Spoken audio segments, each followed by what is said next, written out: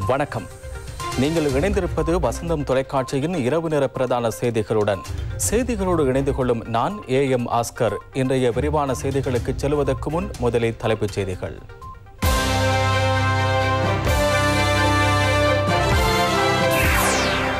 உலகம் முழுவதும் பௌத்த மக்கள் வெசாக் பண்டிகை கொண்டாட்டத்தில் எரிபொருள் தொடர்பில் பிரதமர் தலைமையில் விசேட பேச்சுவார்த்தை. இந்திய உளவு பிரிவு வெளியிட்ட LTTE தாக்குதல் திட்டம் தொடர்பில் இலங்கை பாதுகாப்பு பிரதானிகள் அதிக அவதானத்துடன். பாராளுமன்ற உறுப்பினர் அத்துக்கோரல கொலை சம்பவம் தொடர்பில் 4 கைது. சுதந்திர கட்சியின் இன்னுமொரு கை நழுவுகிறது. சாமர சம்பத் கடும் தீர்மானம். இந்தியாவிலும் உணவு பிரச்சினை, கோதுமை மா ஏற்றுமதி தடை. பங்களாதேசுக்கு எதிராக சதம் கடந்தார் ஏஞ்சலோ மெத்யூஸ்.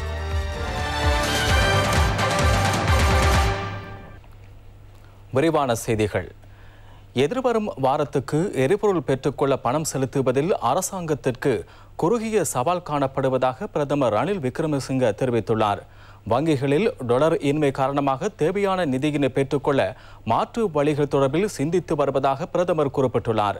நாட்டின் தற்போதைய பிரச்சினையை தீர்ப்பதற்கு எடுக்கப்படவுள்ள உடன் தீர்மானங்கள் தொடர்பில் மக்களை தெளிவுபடுத்துவதற்கான விசேட உரையின் போதே அவர் இதனை தெரிவித்தார். நாட்டின் தற்போதைய பொருளாதார பிரச்சினை தொடர்பில் உலக வங்கி மற்றும் ஆசிய அபிவிருத்தி வங்கி பிரதிநிதிகளோடு பிரதமர் ரணில் விக்ரமசிங்க பேச்சுவார்த்தை நடத்தினார். மருந்து, உணவு மற்றும் உரம் ஆகியவற்றை விநியோகிப்பதில் உள்ள பிரச்சினைக்கு ஒத்துழைப்பு பெற்றுக் கொள்வது தொடர்பில் அவர்களுடனான பேச்சுவார்த்தையில் கவனம் செலுத்தப்பட்டது.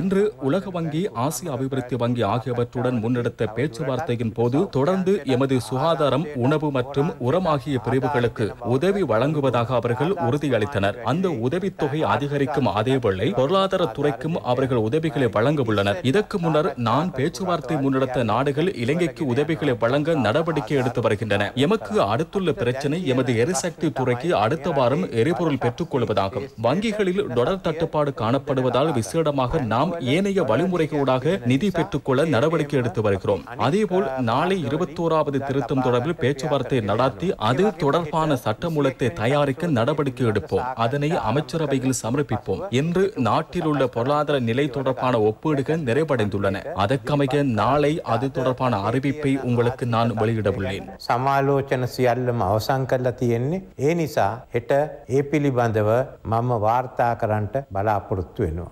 புதிய பிரதமருக்கு ஒத்துழைப்பு வழங்க தீர்மானிக்காவிட்டால் தான் சுயாதீனமாக பிரதமருக்கு ஆதரவு அளிக்கப் போவதாக ஸ்ரீலங்கா சுதந்திர கட்சியின் பாராளுமன்ற உறுப்பினர் சாமர சம்பத் தசநாயக்க தெரிவித்துள்ளார். அதற்கமைய இன்றைய தினம் ஸ்ரீலங்கா சுதந்திர கட்சியின் அரசியல் குழு கூட்டம் ஒன்று பாராளுமன்ற உறுப்பினர் முன்னாள் ஜனாதிபதி மைத்ரிபால சிறிசேன தலைமையில் இடம்பெறவுள்ளதாகவும் சாமர சம்பத் தசநாயக்க தெரிவித்தார்.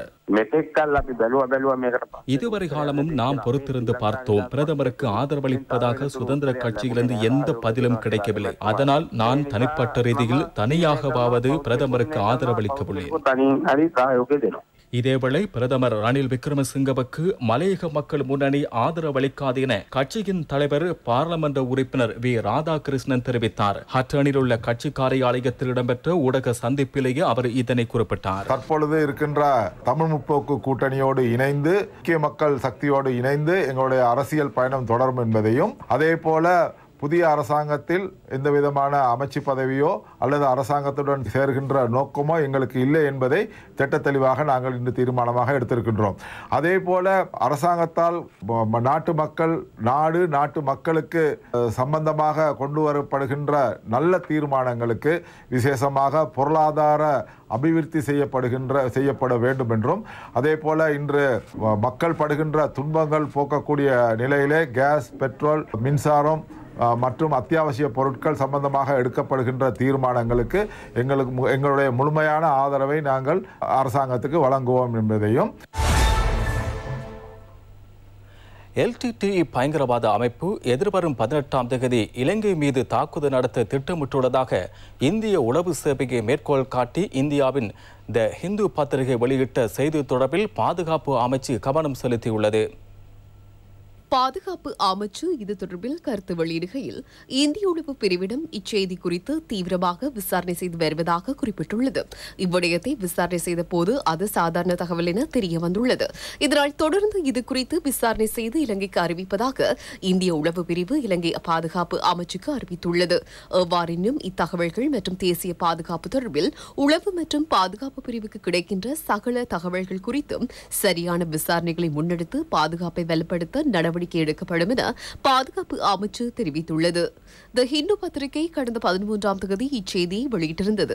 இச்செய்திக்கு அமைய எல்டிடி அமைப்பின் பழைய உறுப்பினர்கள் மீள ஒன்றிணைந்து இலங்கை மீது தாக்குதல் நடாத்த தயாராகி வருவதாக எச்சரிக்கை விடுக்கப்பட்டமை குறிப்பிடத்தக்கது. புத்த பெருமானின் பிறப்பு, துறவரம் மற்றும் பரிநிர்வாணம் ஆகிய 3 விடயங்களும் நடந்தேறிய புனித வெசாக் பௌர்ணமி தினம் இன்றாகும். கடந்த சில வருடங்களாக கொரோனா வைரஸ் தொற்று காரணமாக மக்களுக்கு விகாரைகளுக்கு சென்று வழிபாடுகளை முன்னெடுக்க முடியாது போனாலும் இன்று அதற்கான வாய்ப்பு கிடைத்துள்ளது.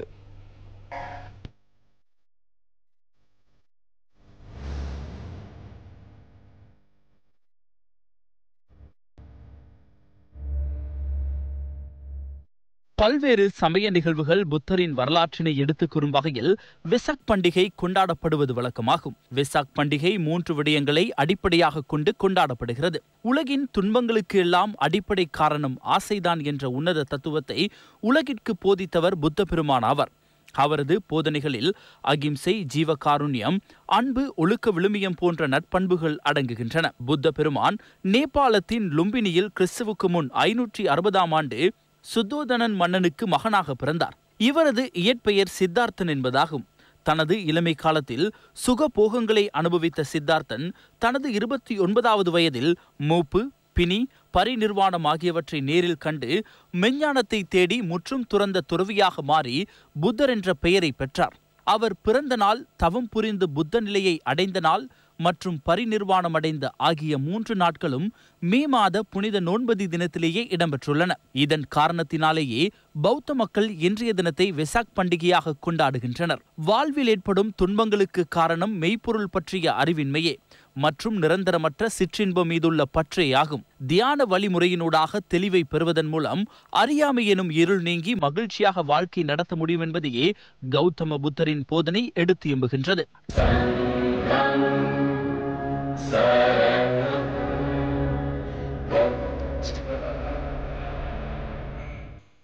ஒவ்வொரு பௌர்ணமி தினத்திலும் சுயாதீன தொலைக்காட்சி ஏற்பாடு செய்யும் சவனா கிராஸ் நிகழ்ச்சி இன்று சுயாதீன தொலைக்காட்சி ஊடக வலையமைப்பின் பிரதான அலுவலக வளாகத்தில் இடம்பெற்றது. பொது முகாமையாளர் அருண விஜயசிங்க உள்ளிட்ட சிரேஷ்ட உறுப்பினர்கள், ஊழியர்கள் இதில் கலந்து கொண்டனர். அதேபோன்று லக்காண்ட வானொலி ஒவ்வொரு பௌர்ணமி தினத்திலும் நடத்தும் சாசனாலோக நிகழ்ச்சி இம்முறை சுயாதீன தொலைக்காட்சி ஊடக வலையமைப்பு வளாகத்தை மையமாக கொண்டு இடம்பெற்றது.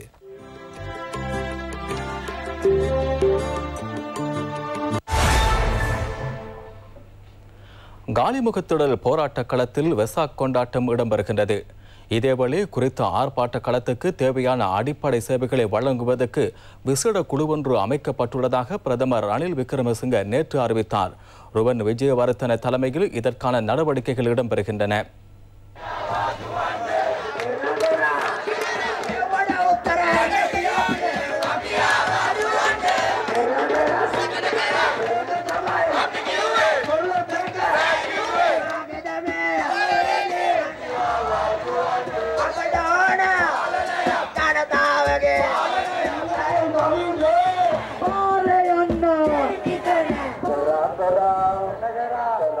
காலிமுகத்திடல் போராட்டம் இன்று 37வது நாளாகவும் முன்னெடுக்கப்படுகின்றது.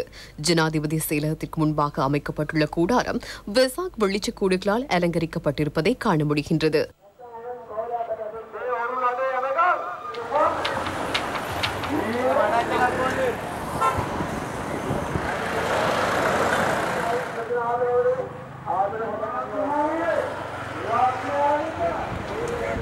இதேவேளை இன்று காலை அங்கு விசேட தர்ம போதனை நிகழ்வும் இடம்பெற்றது.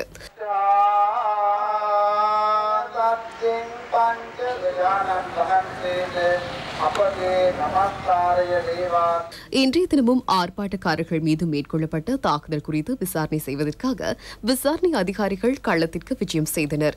இதேவேளை போராட்ட களத்தில் தங்கியுள்ள இளைஞர்களின் கருத்துக்கள் மற்றும் யோசனைகளை பெற்றுக்கொள்ள விசேட குழு ஒன்று அமைக்கப்பட்டுள்ளதாக நேற்று பிரதமர் தெரிவித்தார். இதேபோல அலரி மாளிகைக்கு முன்பாக கடந்த 3 தினங்களுக்கு முன்னர் ஆரம்பிக்கப்பட்ட நோடில் கமையில் இன்று காலை விசாக் தானம் வழங்கும் நடவடிக்கை ஆரம்பமானது. இன்று காலை முதல் அங்கு வருகை தரும் மக்களுக்கும் அலரி மாளிகைக்கு முன்பாக பயணிக்கும் வாகனங்களுக்கும் உணவு பானங்கள் வழங்கப்படுகின்றன.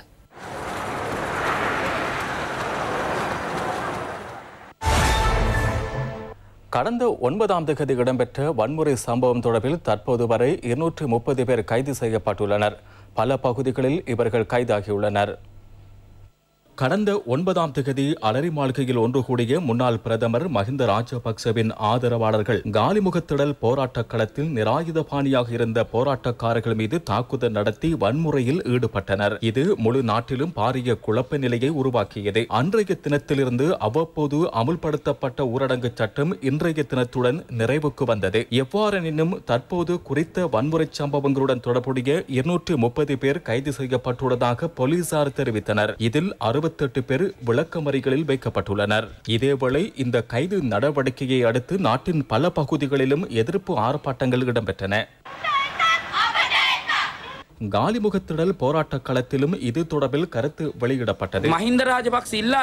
மஹிந்த ராஜபக்ச ராஜினாமா செய்த பின்னர் ரணில் விக்ரமசிங்கே என்ற ஒருவர் பிரதமராக நியமிக்கப்பட்டுள்ளார். பிரதமர் தன்னுடைய கடமைகளை ஆரம்பித்தவுடன் ஒரு பட்டியலை கையில் வைத்துக் கொண்டு இந்த நாடு முழுவதும் உள்ள இளைஞர்கள், மாணவர்கள், தொழிலாளர்கள், தொழில்துறையாளர்கள் ஆகியோரை பாரிய அளவில் கைது செய்யும் நடவடிக்கையினை முன்னெடுத்துள்ளார். தற்போது அனுராதபுரம், பொலனறுவை, குருநாகல், பதுளை, திருகோணமலை, கம்பஹா என சகல பகுதிகளிலும் உள்ள இளைஞர்கள் 9ஆம் தேதி வன்முறையில் ஈடுபட்டதாக தெரிவித்து கைது செய்துள்ளனர். 9ஆம் தேதி யார் வன்முறையில் ஈடுபட்டார்கள் என்ற தகவலை நான் உங்களுக்கு வழங்குகிறேன். இதில் உள்ளவர் மஹிந்த ராஜபக்சவின் அலரி மாளிகை கலந்துரையாடலில் கலந்து கொண்டு அங்கிருந்து முகப்புத்தக நேரடி ஒளிபரப்பை செய்து அவர் தெரிவித்த விடயம் எமது பேச்சுவார்த்தை நிறைவடைந்துவிட்டது. அடுத்து காலிமுகத்திடலை தாக்குவதை திட்டம் என கூறிய நபரே இவர் ஆவார். இதில் உள்ளவர் நாட்டின் தேசியம் தொடர்பில் கதைத்த டேன் பிரேயசான். இதில் உள்ளவர் மைனா கோகாமையில் உள்ள அருத்தந்தை ஒருவர் மீது தடியால் தாக்குகிறார். இதில் உள்ளவர் மொட்டு கட்சியின் தலைவரில் ஒருவரான புஷ்பலால் குமாரசிங்கவாகும். மொட்டு கட்சியின் மற்றொரு தலைவர்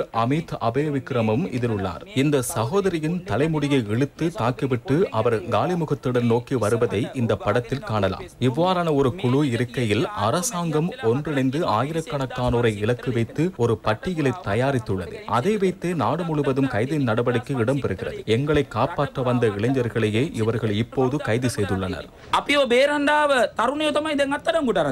இதேவேளை வீரக்கற்றிய கால்டன் வீட்டிலிருந்த 3 நாய்க்குட்டிகள் கடந்த 9ஆம் தேதி காணாமல் போயிருந்தன. தற்போது அதில் ஒரு நாய்க்குட்டி வீரக்கற்றிய பகுதியின் முன்னாள் ஐக்கிய தேசிய கட்சி உறுப்பினர் வீட்டிலிருந்து போலீசாரால் கண்டுபிடிக்கப்பட்டது. லெப்ட் ஆர்டர் வகையைச் சேர்ந்த நாய்க்குட்டிகள் இவ்வாறு காணாமல் போயுள்ளன. இந்த முன்னாள் உறுப்பினரின் 21 வயது மகள் சந்தேகத்தின் பேரில் கைது செய்யப்பட்டுள்ளார்.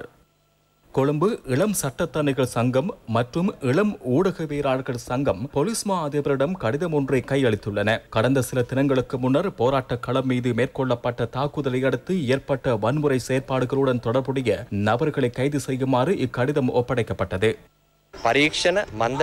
விசாரணை மந்தகதியில் இடம்பெறுகின்றவை. தேசபந்து தென்னக்கோனை கைது செய்யாமை, அதேபோல் ஏனைய சந்தேக நபர்களை கைது செய்யாமை குற்றப்புலனாய்வு திணைக்களத்தின் W திலகரத்ன என்ற அதிகாரியின் கீழ் நியாயமான விசாரணை இடம்பெறும் என எங்களுக்கு நம்பிக்கை இல்லை. அந்த அதிகாரியை இந்த விசாரணையில் இருந்து வெளியேற்றி மற்றொரு சிரேஷ்ட போலீஸ் அதிகாரி நியமிக்கப்பட வேண்டும் என்றும் போலீஸ் மா அதிபரிடம் நாம் கடிதம் ஒன்றை கையளித்தோம்.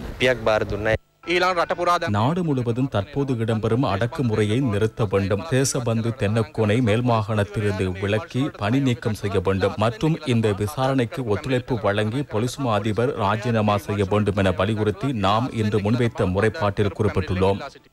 கடந்த 9ஆம் தேதி நிட்டம்புவ நகரில் இடம்பெற்ற அமைதியற்ற நிலைமையில் தலையிட்ட பாராளுமன்ற உறுப்பினர் அமரகிருத்தி அத்துக்கோரல மற்றும் அவருடைய பாதுகாப்பு அதிகாரி உயிரிழந்தமை தொடர்பில் 4 பேர் கைது செய்யப்பட்டுள்ளனர். சந்தேக நபர்கள் நீதிமன்றில் ஆஜர்படுத்தப்பட்ட போது அதில் 2 பேரை எதிர்வரும் 17ஆம் தேதி வரை விளக்கமறியலில் வைக்குமாறு நீதிமன்றம் உத்தரவிட்டது. பாதுகாப்பு கேமராக்களின் காட்சிகளை பயன்படுத்தி போலீசாருக்கு கிடைத்த தகவலுக்கு அமைய சந்தேக நபர்கள் கைது செய்யப்பட்டனர். அவர்கள் நிட்டம்புவ பகுதியை சேர்ந்தவர்கள் என போலீசார் போலீசார் தெரிவித்தனர். இன்றைய தினம் எரிபொருள் விநியோகம் மட்டுப்படுத்தப்பட்டிருந்தது. வெசாக் பௌர்ணமி தினம் என்பதால் ஊழியர்கள் விடுமுறையை மேற்கொள்ள இந்த நடவடிக்கை எடுக்கப்பட்டது. இதனால் எரிபொருள் நிரப்பு நிலையங்களுக்கு அருகில் வரிசையில் நிற்க வேண்டாம் என இலங்கை பெட்ரோலிய கூட்டுத்தாபன தனியார் பவுசர் உரிமையாளர்கள் சங்கம் மக்களிடம் கோரிக்கை விடுத்துள்ளது. இதேவேளை நாளைய தினமும் மின் துண்டிப்பு இடம்பெறாது என இலங்கை பொது பயன்பாட்டு ஆணைக்குழு தெரிவித்துள்ளது. இதேவேளை 40,000 மெட்ரிக் டன் டீசலுடன் இன்று அதிகாலை கப்பல் ஒன்று நாட்டுக்கு வருகை தந்துள்ளது. அதற்கமைய மாதிரி பரிசோதனையின் பின்னர் இன்று எரிபொருள் இறக்கும் நடவடிக்கை ஆரம்பமாகும். எதிர்வரும் வியாழக்கிழமை மேலும் 40,000 மெட்ரிக் டன் டீசலுடன் மற்றொரு கப்பல் நாட்டை வந்தடைய உள்ளது. இந்நிலையில் தற்போது துறைமுகத்தில் நங்கூரமிடப்பட்டுள்ள 30,000 மெட்ரிக் டன் பெட்ரோலுடனான கப்பலுக்கு இன்னும் டாலர் விநியோகிக்க முடியாத நிலை காணப்படுவதாக தெரிவிக்கப்படுகிறது. இதேவேளை தாமரை தடாக கலையரங்கிற்கு அருகிலுள்ள IOC எரிபொருள் நிரப்பு நிலையத்துக்கு நேற்றிரவு எரிபொருள் கிடைத்திருந்த போதிலும் அவற்றை விநியோகிக்க முடியாது என அங்கிருந்தவர்கள் தெரிவித்ததை அடுத்து எரிபொருளை பெற்றுக்கொள்ள வருகை தந்தவர்கள் இதற்கு தமது எதிர்ப்பை வெளியிட்டனர். இதனால் அங்கு அமைதியற்ற சூழல் ஏற்பட்டது. இதேவேளை இலங்கை கடல் எல்லைக்குள் 3,500 மெட்ரிக் டன் சமையல் எரிவாயுவோடு வருகை தந்துள்ள கப்பலுக்கு லேட்டோ நிறுவனம் இதுவரை கட்டணம் செலுத்தாத நிலையில் மக்கள் எரிவாயு இன்றி தொடர்ந்தும் இன்னல்களுக்கு முகம் கொடுத்து வருகின்றனர். வெசாக் பௌர்ணமி தினம் காரணமாக இன்றைய தினம் மின் துண்டிப்பு இடம்பெறாது என இலங்கை மின்சார சபை தெரிவித்துள்ளது. கடந்த 3ஆம் தேதி செயலிழந்த நுரைச்சோலை அனல் மின் நிலையத்தின் முதலாவது தொகுதி மின் பிறப்பாக்கி இயந்திரம் எதிர்வரும் 21ஆம் தேதி மீள தேசிய கட்டமைப்பில் இணைக்கப்பட உள்ளது. இந்த மின் பிறப்பாக்கு இயந்திரம் செயலிழந்ததால் தேசிய மின் கட்டமைப்புக்கு 270 மெகாவாட் மின்சாரம் இல்லாது போனது. தற்போது அதிக மழை பெய்து வருவதால் நீர்மின் உற்பத்தி தொடர்பில் அதிக கவனம் செலுத்தப்பட்டுள்ளதாக இலங்கை மின்சார சபை தெரிவிக்கின்றது. எதிர்க்கட்சி தலைவரும் ஐக்கிய மக்கள் சக்தியின் தலைவருமான சஜித் பிரேமதாச இன்று பல நாடுகளின் தூதுவர்களை சந்தித்தார். இலங்கைக்கான ஐரோப்பிய சங்க தூதுவர் டெனிஸ் சைவ் மற்றும் எதிர்க்கட்சி தலைவருக்கு இடையிலான இருதரப்பு பேச்சுவார்த்தை எதிர்க்கட்சி தலைவர் அலுவலகத்தில் இடம்பெற்றது. இங்கு வைத்து சஜித் பிரேமதாச இலங்கைக்கான ஜெர்மன் தூதுவர் ஹால்கர் லோத்தர் சீவர்ட் மற்றும் இலங்கைக்கான பிரான்ஸ் தூதுவர் ஹெரிக் லெவர்ட் ஆகியோரையும் சந்தித்து கலந்துரையாடினார். இலங்கைக்கான நெதர்லாந்து தூதுவர் டென்ஷா காங் ஸ்ரீப், இலங்கைக்கான இத்தாலி தூதுவர் ரீட்டா மெனெல்லா, இலங்கைக்கான ரொமேனிய தூதுவர் விக்டர் ஜியூச்சிடியா உள்ளிட்டோரும் எதிர்க்கட்சி தலைவரை சந்தித்து கலந்துரையாடினர். இதன்போது இலங்கை முகம் கொடுத்துள்ள தற்போதைய நிலைமைகள் தொடர்பில் நீண்ட கருத்து பரிமாறல்கள் இடம்பெற்றன. இலங்கையின் எதிர்கால பயணத்துக்கு ஒத்துழைப்பு வழங்குமாறு எதிர்க்கட்சி தலைவர் இதன்போது சகலரிடமும் கோரிக்கை விடுத்தார். மனிதநேய ஒன்றிணைவு வேலை திட்டத்தின் மற்றொரு கட்டம் யாழ்ப்பாணம் தெல்லிப்பளையில் இடம்பெற்றது. குறைந்த வருமானம் பெறும் குடும்பங்களை இலக்காக வைத்து இவ்வேலை திட்டம் முன்னெடுக்கப்படுகிறது. டயலாக் ஆசியாட்டா நிறுவனம், mass holdings, Hema's holdings, CPL குழுமம், சர்வோதயா நிறுவனம் மற்றும் PwC ஸ்ரீலங்கா ஆகிய நிறுவனங்கள் இணைந்து முன்னெடுக்கும் மனதம் மெகவர வேலை திட்டம் ஊடாக நாட்டில் காணப்படும் சவால் மிக்க பொருளாதார நிலைமைக்கு மத்தியில் கடுமையாக பாதிக்கப்பட்டுள்ள குடும்பங்கள் மற்றும் நபர்களுக்கு அவசர நிவாரண உதவிகள் பகிர்ந்தளிக்கப்பட்டு வருகின்றன. சர்வோதயா பகிர்ந்தளிப்பு உதவியாளராகவும் PwC ஸ்ரீலங்கா கணக்காய்வு உதவியாளராகவும் இதில் இணைந்துள்ளதுடன் டயலாக், மாஸ், ஹேமாஸ் மற்றும் சிபிஎல் ஆகிய குழுமங்களின் நிதியுதவியின் கீழும் நாடு முழுவதும் மனிதநேய ஒன்றிணைவு வேலை திட்டம் முன்னெடுக்கப்படுகின்றது. யாழ்ப்பாணம் தெல்லிப்பளை பிரதேச செயலகத்தில் நடைபெற்ற நிகழ்வில் தெல்லிப்பளை பிரதேச செயலகத்திற்குட்பட்ட 50 குடும்பங்களுக்கு நிவாரணப் பொதிகள் வழங்கப்பட்டன. இதில் சர்வோதயா உறுப்பினர்கள் மற்றும் பிரதேச செயலக உத்தியோகத்தர்கள் உள்ளிட்ட பலர் கலந்து கொண்டனர். சட்டவிரோதமாக பதுக்கி வைத்திருந்த 47,000 அமெரிக்க டாலர்கள் விசேட அதிரடிப்படையினரால் கைப்பற்றப்பட்டுள்ளது. இவற்றின் பெறுமதி 1,71,05,000 ரூபாய் என மதிப்பிடப்பட்டுள்ளது. கிடைக்கப்பெற்ற உளவு தகவல்களை அடிப்படையாக வைத்து விசேட அதிரடிப்படையின் கட்டளை அதிகாரி சட்டத்தரணி வர்ண ஜெயசுந்தரவின் உத்தரவுக்கு அமைய வொர்லஸ் கமோ பகுதியில் விசேட அதிரடிப்படை முன்னெடுத்த சுற்றிவளைப்பில் குறித்த அமெரிக்க டாலர்கள் கைப்பற்றப்பட்டன. வொர்லஸ் கமோ பகுதியில் 2 இடங்களிலிருந்து இவை கண்டெடுக்கப்பட்டதாக விசேட அதிரடிப்படை தெரிவிக்கின்றது. PH பெரேரா மாவத்தை மற்றும் பில்லேவ விகாரை ஆகிய இடங்களிலிருந்து இவ்வாறு டாலர்கள் கைப்பற்றப்பட்டன. கிர்லப்பனை சட்டவிரோத சொத்துக்கள் விசாரணை பிரிவிடம் இவை ஒப்படைக்கப்பட்டு மேலதிக விசாரணை இடம்பெறுவதாக விசேட அதிரடிப்படை தெரிவித்துள்ளது. நாடு முழுவதும் இன்னல்களுக்கு முகம் கொடுத்துள்ள தருணத்தில் நாட்டு மக்களுக்காக சகல மக்கள் பிரதிநிதிகளும் இணைந்து தீர்வு தேட நடவடிக்கை எடுக்க வேண்டும் என ஜனாதிபதி கோட்டாபய ராஜபக்ச தெரிவித்துள்ளார். வெசாக் பண்டிகை முன்னிட்டு வெளியிட்டுள்ள வாழ்த்துச் செய்தியிலேயே அவர் இதனை குறிப்பிட்டுள்ளார். முதன்மை இலக்கிலிருந்து விலகாமல் எதிர்பார்த்த இலக்கை அடைவதே ஒருமைப்பாட்டு இலக்காக இருக்க வேண்டும் என்று ஜனாதிபதி கோட்டாபய ராஜபக்ஷ தெரிவித்துள்ளார். கடினமான சூழ்நிலைகளில் விடாமுயற்சியுடன் இருங்கள். நாடு இக்கட்டான நிலைக்கு தள்ளப்பட்டுள்ள இத்தருணத்தில் அனைத்து பிரஜைகள் சார்பாக அனைத்து மக்கள் பிரதிநிதிகளும் ஒன்றிணைந்து தீர்வொன்றை பெற்றுக் கொள்ள வேண்டும். முதன்மை இலக்கிலிருந்து விலகாமல் எதிர்பார்த்த இலக்கை அடைவதே ஒருமைப்பாட்டு இலக்காக இருக்க வேண்டும். தற்போதைய சூழ்நிலையை நாம் கவனத்தில் கொண்டு அனைவருக்கும் நியாயமான தீர்ப்பை வழங்கக்கூடிய ஒரு திட்டத்தை நோக்கி ஒன்றுபட வேண்டும். அதுவே பௌத்த கொள்கையாகும். இந்த வெசாக் நோன்மதி தினத்தில் லிச்சவை கருத்தை இந்த நோக்கத்திற்காக பயன்படுத்தவும், நெருக்கடியை தணிக்க ஒன்றிணைந்து செயற்படவும் நான் உங்களை கேட்டுக்கொள்கின்றேன். கொள்கையை அடிப்படையாக கொண்டு ஒழுக்க நெறியுடைய சமயம் சார்ந்த சமூகத்தை கட்டியெழுப்புவதே அனைவரின் பொதுவான குறிக்கோளாக அமைய வேண்டும் என்று இந்த இனிய வெசாக் நோன்மதி தினத்தில் பிரார்த்திக்கின்றேன். புத்த பெருமான் சுட்டிக்காட்டிய தர்ம வழியை முன்மாதிரியாக கொண்டு செயல்படுவது நடைமுறை சாத்தியமான விடயமாக இருக்கும் என தான் நம்புவதாக பிரதமர் ரணில் விக்ரமசிங்க தனது வெசாக் வாழ்த்துச் செய்தியில் தெரிவித்துள்ளார். இந்நாட்டு மக்களின் வாழ்வாதாரத்தை மீள வளமைக்கு கொண்டுவர அர்ப்பணிப்புடன் செயல்படுவது புத்த பெருமானுக்காக நாம் செய்யும் கொள்கை ரீதியிலான அர்ப்பணிப்பாக இருக்கும் என பிரதமர் ரணில் விக்ரமசிங்க தெரிவித்துள்ளார். ஒற்றுமை மற்றும் நிலைபெறு தன்மையை முழு இலங்கையர்களுக்கும் ஏற்படுத்திக் கொடுக்க வேண்டும். அதற்கு புத்த பெருமானின் போதனைகளை முன்மாதிரியாக கொண்டு செயல்முறை ரீதியில் நாம் பின்பற்ற வேண்டும் என பிரதமர் சுட்டிக்காட்டியுள்ளார். இனமத குலம் என சகல பிளவுகளும் ஒரு சூன்யம் என்பதை புத்த பெருமான் தனது போதனைகளில் சுட்டிக்காட்டியுள்ளதாக எதிர்க்கட்சித் தலைவர் சஜித் பிரேமதாச தனது வெசாக் வாழ்த்துச் செய்தியில் தெரிவித்துள்ளார். புத்த பெருமான் அருளிய மிகச்சிறந்த தர்மமானது தற்கால வாழ்வுக்கு செயல்முறை ரீதியில் பயன்படுத்தக்கூடியதெனவும் எதிர்க்கட்சித் தலைவர் குறிப்பிட்டுள்ளார். அந்த விளையாட்டுச் செய்தியுடன் வசந்தம் தொலைக்காட்சியின் இன்றைய நாளுக்கான அனைத்து பிரதான செய்திகளும் நிறைவுக்கு வருகின்றன. எமது அடுத்த பிரதான செய்தியினை நாளை மதியம் 1 மணிக்கு எதிர்பாருங்கள். வணக்கம்.